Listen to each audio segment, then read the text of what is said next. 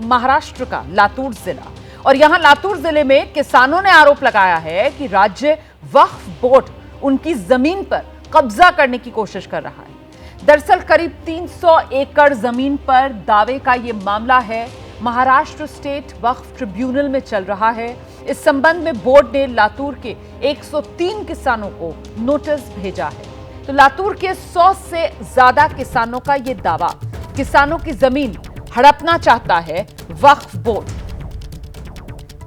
300 एकड़ जमीन है ये, जिस पर वक्फ की तरफ से दावा किया गया है। महाराष्ट्र वक्फ बोर्ड ने 103 किसानों को नोटिस भेजा है और किसान दावा ये कर रहे हैं कि वो तो पीढ़ियों से यहां खेती कर रहे हैं। वक्फ बोर्ड तर्क दे रहा है किसानों की नहीं, ये संपत्ति तो वक्फ की है। इस बीच राजनीतिक बयान भी आ गए। एआईएमआईएम का दावा है वक्फ की संपत्ति उसे वापस की जाए।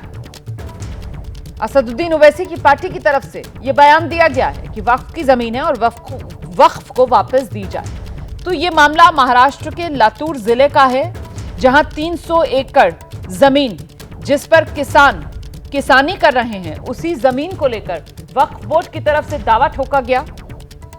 103 किसानों को बाकायदा नोटिस भेज दिया गया, जिसके बाद किसान कह रहे हैं कि हम तो पीढ़ियों से इस जमीन पर खेती कर रहे हैं।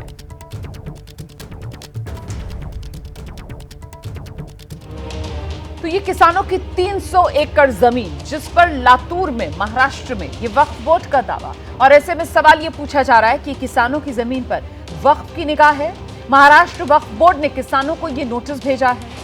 इतना ही नहीं, इस मामले को लेकर लातूर जिले के 100 से ज्यादा किसान हैं जिन्हें ये नोटिस अब तक मिल चुका है। 103 किसानों का नाम सामने आ गया है। 300 एकड़ जमीन है जिस पर वक्फ बोर्ड जो है वो अपना दावा पेश कर रहा है, और इसी आधार पर नोटिस उसने किसानों को भेजा है।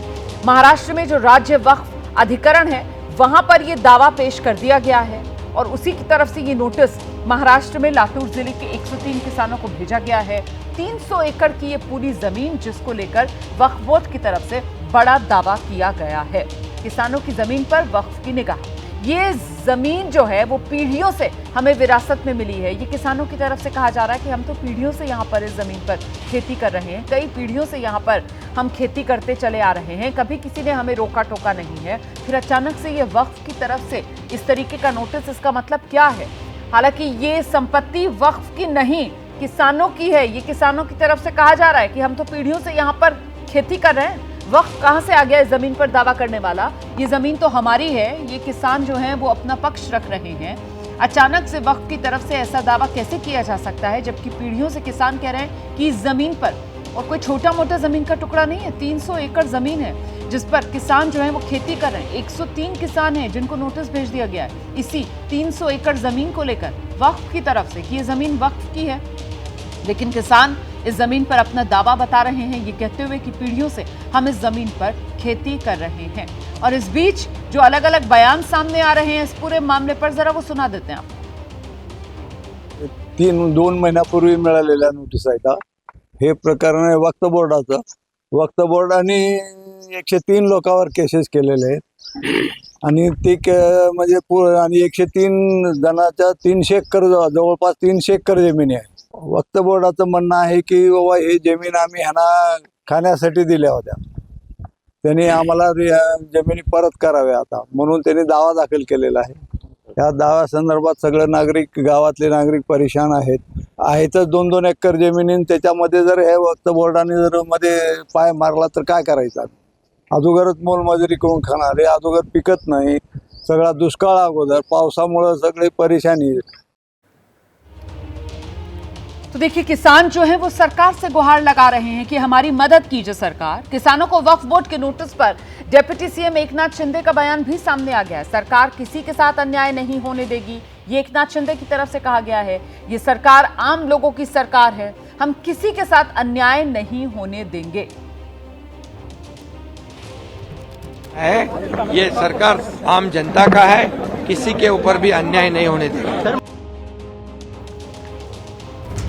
तो महाराष्ट्र के डिप्टी सीएम है एकनाथ शिंदे, वो कह रहे हैं कि ये सरकार जो है वो आम लोगों की सरकार है और किसी भी व्यक्ति के साथ हम अन्याय नहीं होने देंगे, इंसाफ होकर रहेगा। ये भरोसा सरकार की तरफ से, एकनाथ शिंदे की तरफ से दिया जा रहा है। लेकिन मामला जो है वो पेचीदा है। मामला जो है अब वो सियासी तौर पर भी गर्माता हुआ नजर आ रहा है। एक तरफ सरकार है जो भरोसा दिला रही है कि किसी के साथ अन्याय नहीं होगा, दूसरी तरफ एआईएमआईएम जो है वो खुलकर वक्फ बोर्ड के साथ खड़ी हुई नजर आ रही है। इस बीच जो खास मेहमान जुड़ रहे हैं, जरा जल्दी से आपका उनसे परिचय करा देते हैं। हमारे साथ इस वक्त एआईएमआईएम के विधायक हैं मुफ्ती इस्माइल कासमी साहब, आप देख रहे हैं हमारे साथ मौजूद हैं इस वक्त, और साथ ही एआईएमआईएम के नेता भी दानिश कुरैशी भी हमारे साथ मौजूद है।